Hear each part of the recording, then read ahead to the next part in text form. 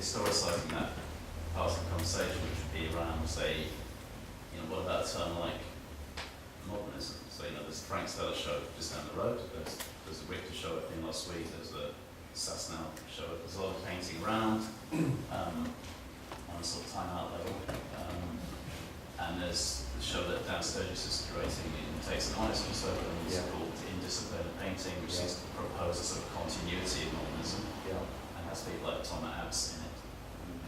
So, maybe one way of framing this kind of reluctance to propose something might be in terms of I wonder what people think about, say, the last 10 years there's a stylistic return to modernism, even there, not just in painting, but generally in galleries, let's say. And let's say something like Tom Abs might be a kind of painting version of that. And in a way, it seems to be Mike and Glenn, you're both, you talked about the 80s, you talked about the pictures generation. So in a way, you're kind of, your roots are very much identified with a certain really latest postmodernism. So I wonder what you thought about, whether it's productive to say something about stylistic modernism in the last 10 years. I don't think any of us want to make claims of being old-fashioned modernists or wanting to be old-fashioned modernists. That would horrify me, certainly. But even sort of, we are postmodernist artists. There's certain traits of postmodernism which we might say we're very tired with now, but that's not to say we want to break postmodernism. We want to break the criticality of postmodernism that we think was very important and that allowed us to have a sort of more objective view of the world. That's incredibly important. We are aware of our audience. I think, for instance, we make work according to how people will read the work, or how we think people will read the work. I don't think it's a case of I'm in my studio, I make something, push it into the world, I'm pretty disinterested in the way people read it. Feedback is important, and the way people might read the work or might misread the work. That's interesting. But I think we want our work to be read within a wider cultural dimension of sort of film and music. But I thought your John mentioning Thomas Abs was a very good example, because it is very much a stylistic. I think she's very much a knowing artist. It's almost like in that kind of, to put it very crudely, she kind of means it in terms of expression, but she also is very knowing. And I think that you often see that coming together in artists like her. And artists like you.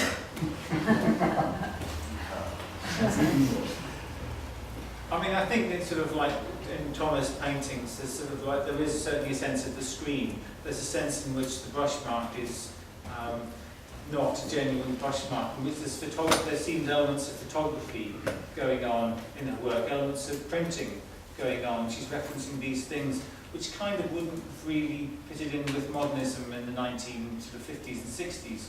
And so though they have many of the looks, I think in the way that Mike's work has many of the looks of sort of 50s abstraction, there's a lot of other things going on in it as well, which sort of make knowing nods to other sort of technical processes and other cinematic processes that sort of, or the digital screen. And I think maybe it's partially fashion that sort of like abstract painting has become a site of attention, isn't it? Again, sort of. Yeah, sort of.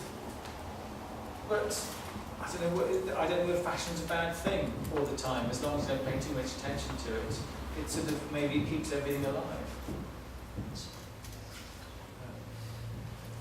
I'm wondering whether, from what you're all saying, it seems that there's not necessarily an issue about returns to anything, returns to subject or returns to expression or returns to anything which is actually concrete and monotheistic, let's say. But rather it seems there's a sort of relaxing of all the tensions that used to be around, relaxing of all the conflicts that used to be around nowadays. So that It's like there's no solution because there's no real problem. Well, this is it. I mean, this is actually more to do with the fact that there's a disappearance of the social contention of certain kinds of art making gestures towards or against something. Because you all come across in a very sort of, in a weird way, quite monastic. You do your thing, right, does his thing, she does his thing. You know, and you can all have a chat about it when you come together, but then go back and do things which methodologically have different scenarios, different ways of playing themselves out and iterating themselves, use a key word. But there doesn't seem to be any kind of tension, not between you, but rather between you and everything else. So that idea of license and permission has always seemed to be a very serious issue in the last sort of 10, 20 years. The appearance of license and permission maybe is more problematic than we recognise. Or rather, to put it as a question, I don't want to pretend whether we should go back again to some kind of raging conflict period, where if you did, you know, like an old tutor once said, in the late 60s, basically Greenberg informers and got to the point where, you know, the basic question was whether to use masking tape or not. Yeah. I mean, that kind of level of crisis. But on the other hand, what does one do if there being no problem and therefore no solution? Is it something? And then you get to existentialism. No, I just think the thing is, I wouldn't have. It's a good question. I'm not sure maybe we have a very good answer for it. But I think that all I can say is that I feel what you're saying. I know it's around. I know there's a sense of loosening of conflict within art and in the world. Are you saying you think polar opposites? You know, so the idea of, say, good and bad, or you know, God and man, or you know, left wing, right wing. They seem to coalesce like that. They're not separated. You know, you don't sort of take up sides and, you know, one become fascist and one become communist.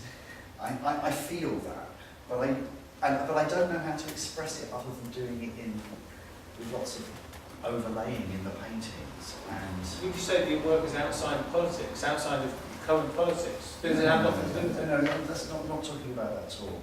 I'm talking about sort of like just having a kind of, you know, sort of the world coming into you as an artist and you feeling non-tension around you. That's all I'm saying. And then, you know, somehow it being manifest in the work.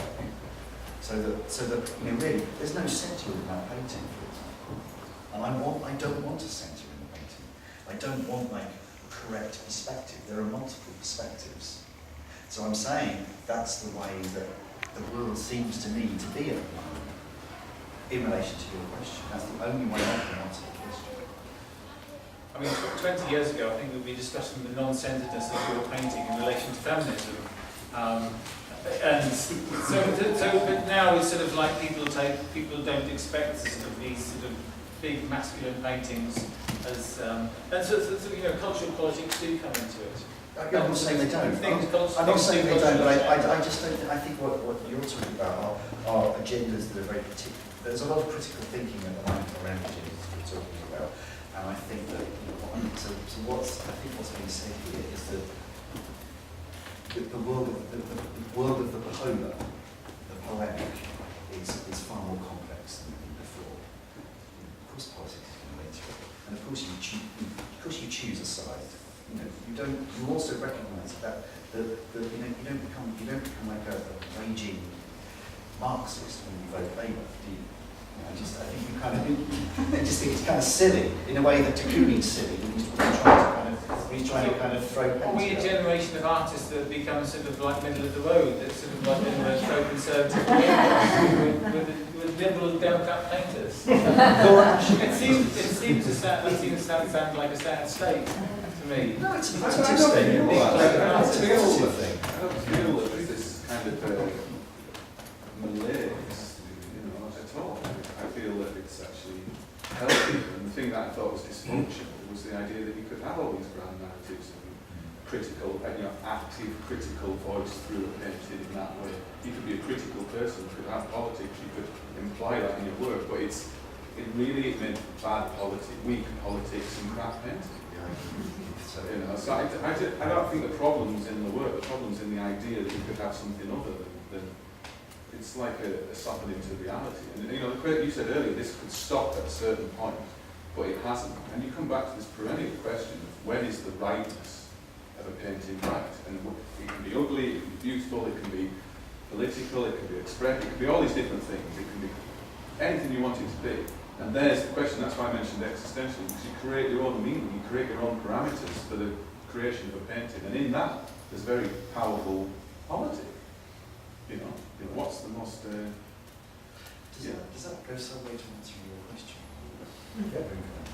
Sorry, or we really are pubbing it up? Okay,